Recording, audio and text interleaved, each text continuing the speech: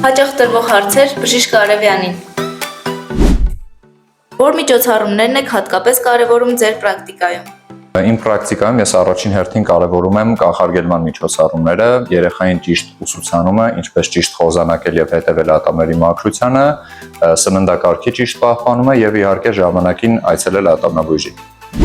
Ինչն է ձեզ համար ամենակարևոր գործոնը մանկական մածուկ ընտրելիս։ Ատամի մածուկ ընտրելիս կարևորում եմ նախ բաղադրությունը, որպեսզի վնասակար հատկություններ չունենան եւ տորի քանակը համապատասխանի երեխայի տարիքին։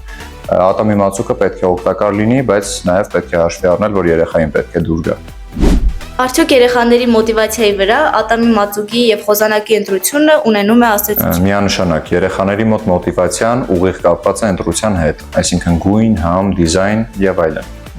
Որ ապրանքանիշն եք հիմնականում խորհուրդ տալիս երեխաների համար։ Ես միշտ խորհուրդ եմ տալիս իմ բուժառուներին օգտվեն եւ անձամբ էլ օգտվում եմ այնպիսի բրենդի արտադրանքներից, որոնք իրենց մեջ չեն պարունակում վնասակար հատկության բաղադրիչներ եւ համապատասխանում են տարբեր տարիքային խմբի երեխաների պահանջներին։ Օրինակ կարող եմ բերել Rox ապրանքանիշը։